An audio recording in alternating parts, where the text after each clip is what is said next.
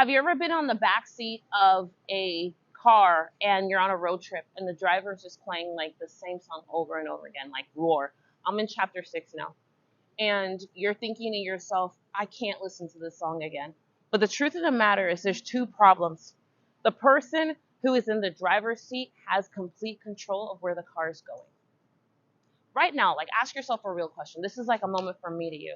Because I know in so many chapters of my life as a CEO, as a mom, even as a mom, as a wife too, there are so many chapters where I can honestly look back and I was like, I comfortably moved my ass over to the I moved my ass over to the passenger seat because it was easier. It was easier. I didn't want to be in the driver's seat. I didn't know what to do in the driver's seat, and I didn't know where we were going. And without even realizing it, I moved over to the passenger seat, but I also left everything that was happening in my life subject to chance, just like what's playing on that radio.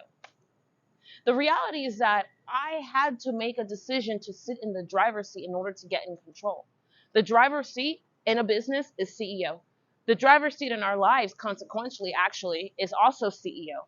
Now, I know it sounds crazy, but like right now, are you in the driver's seat in your business or not? And you can't be you can't be like, well, I'm in the driver's seat there, there, and there.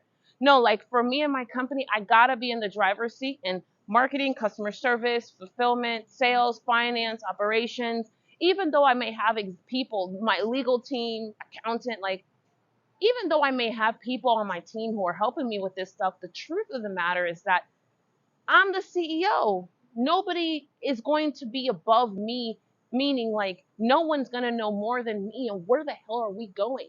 And how do we get there? Now, can I have help? Is someone else like think of your operations person or think of like even in your life, your kid, your friend, your sister, your brother, people who come alongside to help you, your spouse, they're sitting in the passenger seat of your life.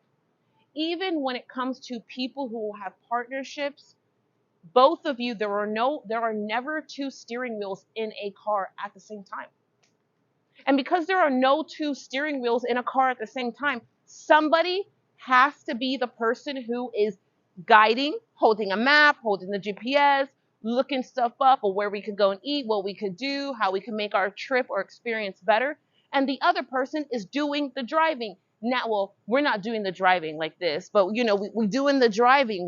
We're whipping, we're looking around, we're thinking about things, we're watching traffic, we're navigating ahead, we're looking at the accident, the person who's driving too fast. Like we're doing the other things. Think about this for a moment.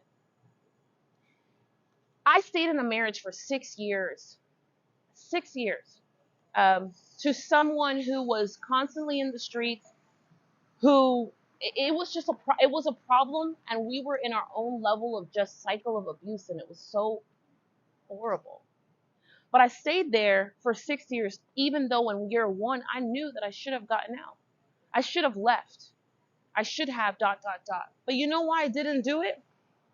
I didn't do it because I wasn't in the driver's seat. I didn't know how to get to the driver's seat. I was afraid to hold the seat because clearly I held the seat before and now I have two children, or I thought I was holding the seat. Either way, I have two children and a husband and a man who's in the streets.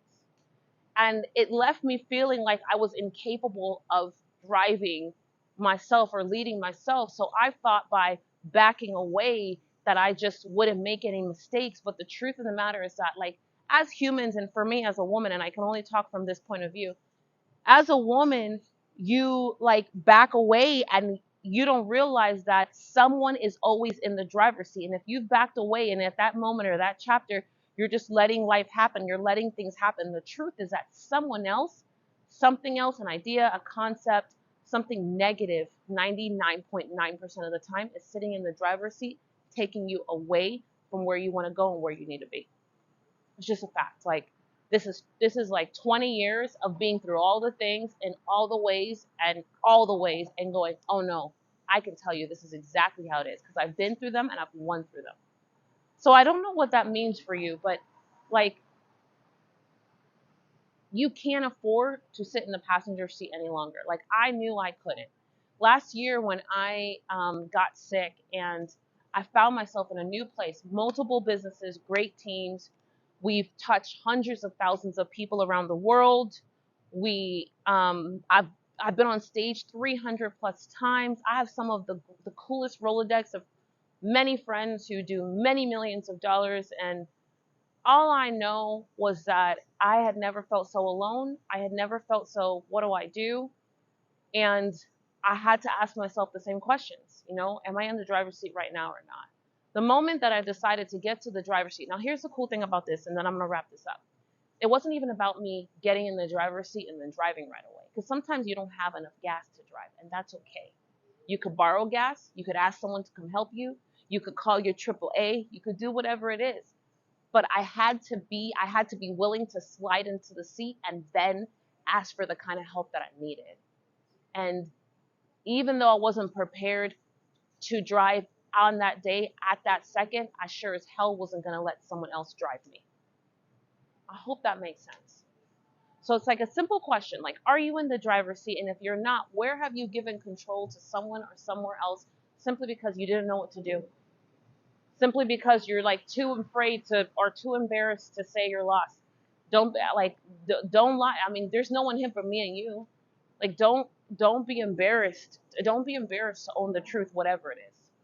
So I'm like fingers crossed that I'm gonna see like I can't wait to see people on this tour. One of the reasons why, so let me just wrap this up. One of the reasons why I decided to go on tour across the US is because this year, as I've sat back in the seat and gotten behind the wheel, I have had so many different people tell me like what's the best medicine for me as I heal. I had surgery last year, and uh, also I got diagnosed last year, and so everybody has this idea on what's the best medicine for me, and I'm like, you guys know what the best medicine is for you, and I got a whole medicine cabinet of things that doctors have prescribed me that I'm not taking.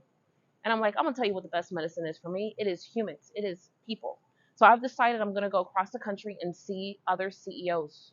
That's it. And I'm going to high five them. I'm going to hug them. I'm going to teach them everything I know about scaling a business, scaling a team, scaling cultures. And I don't even have this huge agenda. I'm doing it so differently than any event that we've ever done before. I'm doing it very grassroots. We're only going to see a certain amount of people per city. My goal is to be as intimate as possible with the company, that CEO who's doing $8 million dollars or the CEO who's doing $800,000, who is silently behind going, I am lost, I don't know what to do, and I need help, but I don't know where or who to start.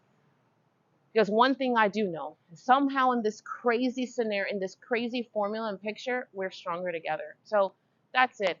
That's it. That's it for today's Daily Tea. I can't wait to hear what you've learned, what you've gathered, if this has been useful, what questions you have. I am here. And if you're coming to this tour, if you're going to be seeing me in one of these cities across the U.S., please let me know so I can get excited from right now.